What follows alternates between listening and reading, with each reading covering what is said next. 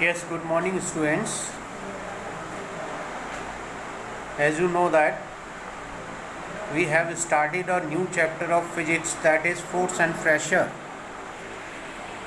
Actually हमने कुछ chapters chemistry portion से ले लिए हैं. अभी जो है सिलेबस के अकॉर्डिंग आपके दो चैप्टर फिजिक्स से कराएंगे. तो एक तो आपका फोर्स एंड प्रेशर है और एक इससे आगे वाला चैप्टर आई थिंक फ्रिक्शन है. पहले हम इन दो चैप्टर्स को कराएंगे, उसके बाद आपका सिस्टमेटिक मीन सीरियल के अकॉर्डिंग फिर चलते हैं आगे. अभी हमने प्रीवियस वीडियो में आपके पास एक वीडियो शेयर की थी, कंप्लीट वीडियो शेयर की थी मैंने फोर्स एंड प्रेशर चैप्टर से रिलेटेड, और इसी के साथ मैंने चैप्टर की पीडीएफ और चैप्टर के सॉल्यूशन की पीडीएफ भी आप लोगों को सेंड की थी प्रीवियस टर्न पर आपके. Today we are going to discuss about the term force. One by one we discuss all the terms related to this chapter. First, what is force? As you all know that we perform the various activity from morning to evening. हम सुबह से शाम तक बहुत सी different type की activity perform करते हैं, जिसमें हम कई टाइम चीज़ों को पुश करते हैं, पुल करते हैं, कंप्रेस करते हैं. तो सिंपली पुलिंग और पुशिंग, पुल और push of an object is called a force. Whenever we push और pull an object, then we apply some force on it, and with the help of this force we are able to push or pull the things. Now what are the effect of the force on an object? जब हम किसी object पर force लगाते हैं तो उस object पर क्या इफ़ेक्ट पड़ता है. तो बेसिकली फोर्स की बात करें हम लोग तो force can change the position of an object, force can move the stationary object, force can change the direction of the object, force can also stop the moving object.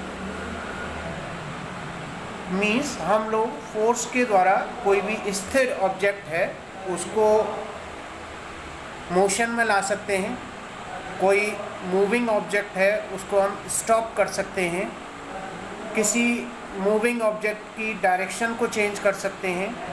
And with the help of force we can also change the shape and size of an object.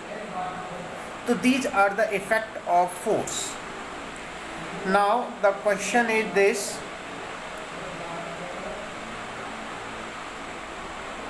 types of forces. Basically there are two type of forces, that is contact force and non contact force. जैसा कि इसका नाम से हमें realise हो रहा है, contact और non contact force. It mean that जब कभी हम किसी दो ऑब्जेक्ट के बीच में फोर्स को प्रोड्यूस किया जाता है by contacting between two object. जब दो ऑब्जेक्ट के बीच में कांटेक्ट के द्वारा फोर्स लगाया जाता है, जैसे फॉर एग्जांपल मैं बात करूं, मैं अपने हाथ से सपोज बैग को पुल कर रहा हूं, तो मीन्स इसमें मेरे हाथ के द्वारा जो मस्कुलर फोर्स लगाया जा रहा है वो कांटेक्ट, बैग से कांटेक्ट होने पर ही मैं फोर्स को लगा पा रहा हूं. मीन्स फोर्स लगाया तो मैंने बैग को पुल कर लिया. तो जहाँ दो ऑब्जेक्ट के बीच में टचिंग कांटेक्ट होता है, कांटेक्ट के द्वारा हम लोग फोर्स अप्लाई कर पाते हैं, इस तरह के फोर्स को कहते हैं हम लोग कांटेक्ट फोर्स.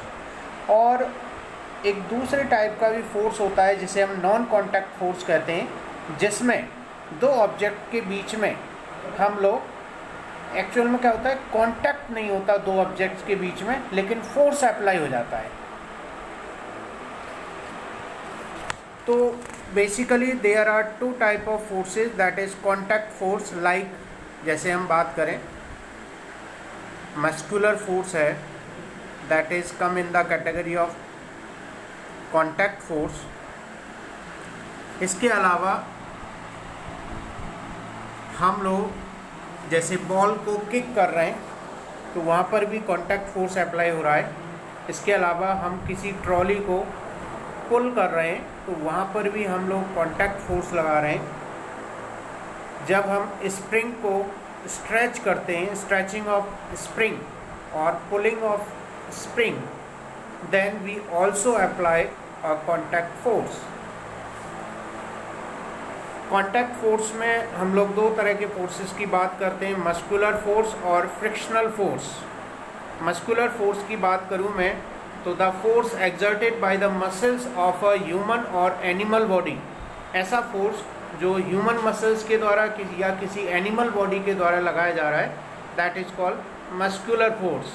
फॉर एग्जांपल जैसे अगर हम बात करें तो during walking, running, kicking, lifting of certain object we apply a muscular force.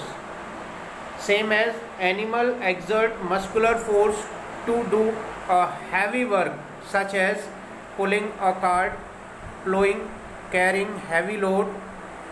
These all are the example of muscular force. Second one is frictional force. Frictional force, or simply it is called friction, is also an example of contact force. In this such type of force, two objects or two surfaces come in contact with each other and which oppose the motion of one body over the other. जिसमें एक body, दो body या दो surfaces एक दूसरे के contact में आती है, जिसमें एक सरफेस दूसरे बॉडी के मूवमेंट को प्रिवेंट करती है, रोकती है, उसके मोशन को कम करती है। इस तरह के फोर्स को कहते हैं हम फ्रिक्शनल फोर्स और सिंपली फोर्स ऑफ फ्रिक्शन। चलिए अब आगे हम बात करते हैं नॉन कॉन्टैक्ट फोर्स की। जैसे कॉन्टैक्ट फोर्स में हम लोगों ने दो टाइप के फोर्सेस की बात की, मस्कुलर फोर्स और फ्रिक्शनल फोर्स। ऐसे ही अब हम नॉन कॉन्टैक्ट फोर्स की बात करते हैं। तो नॉन कॉन्टैक्ट फोर्स में बेसिकली बगैर कॉन्टैक्ट हुए फोर्स लग रहा है, तो इसके एग्जांपल में हम लोग ले सकते हैं ग्रेविटेशनल फोर्स, दूसरा हम ले सकते हैं मैग्नेटिक फोर्स और तीसरा हम ले सकते हैं electrostatic force. These all three types are the example of non contact force. First one is magnetic force. As you all aware about the magnet and its force, the force exerted by the magnet on any object to attract or repel, that is called magnetic force. Basically magnet attract nail and pin that is made up of iron from some distance. देखा होगा आपने ऐसे object जो basically iron से बने होते हैं और उन ऑब्जेक्ट्स को जो मैग्नेट है वो कुछ डिस्टेंस से ही उसको अट्रैक्ट कर लेती है। Magnet attract some another objects at a certain distance but it repel in another case. जैसे हम लोगों ने देखा होगा कभी कभी कि दो मैग्नेट है सपोज हमारे पास, तो एक कंडीशन तो ऐसी होती है कि हम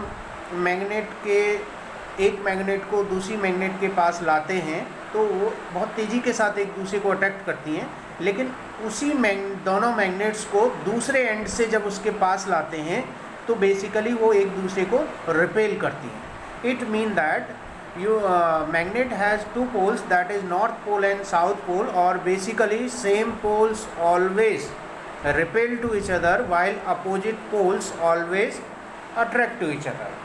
मैग्नेट में बेसिकली दो पोल होते हैं, एक को हम नॉर्थ पोल कहते हैं और एक को हम साउथ पोल कहते हैं। और सेम पोल जो होते हैं, जैसे नॉर्थ नॉर्थ है या साउथ साउथ है, सेम पोल बेसिकली एक दूसरे को रिपेल करते हैं, जबकि अपोजिट पोल्स एक दूसरे को अट्रैक्ट करते हैं। तो हम मैग्नेटिक फोर्स को इस तरीके से डिफाइन कर सकते हैं, the force exerted bye a magnet is called a magnetic force, the magnetic force act from a distance. और जो मैग्नेटिक फोर्स होता है वो बेसिकली एक निश्चित डिस्टेंस से ही एक्ट करता है या वर्क करता है। दूसरे फोर्स की बात करें अगर हम, तो दैट इज इलेक्ट्रोस्टैटिक फोर्स। इसको हम ये कह सकते हैं the force exerted by an electrified body. Electrified body means, इसके लिए मैं आपको एक एक्टिविटी के थ्रू बताना चाहूँगा कि whenever you rub a comb with your hairs, जब कभी कंघे को, आप देखा होगा आपने ये एक्टिविटी करके, कंघे को या कॉम्ब को जब हम हेयर से रब करते हैं, then it acquire some charge, it mean that it become charged, then it have the capacity to attract the small pieces of paper. Such type of force is called electrostatic force, and these electrostatic force come in the category of non-contact force, क्योंकि यहाँ पे भी एक निश्चित distance से ही comb जो है charge होने के बाद स्मॉल पीसेस ऑफ पेपर को एक निश्चित डिस्टेंस से ही अट्रैक्ट कर लेता है। तो हम ऐसे डिफाइन कर सकते हैं, the force exerted by an electrified body is called electrostatic force. Third one is gravitational force. The force of attraction between any two objects possessing mass. किन्हीं दो ऑब्जेक्ट्स के बीच में, और दो ऑब्जेक्ट ऐसे हैं जिनका अपना एक डेफिनेट मास होता है, इन दो ऑब्जेक्ट के बीच में लगने वाला attraction force force of gravitational कहलाता है, और simply it is called gravitational force.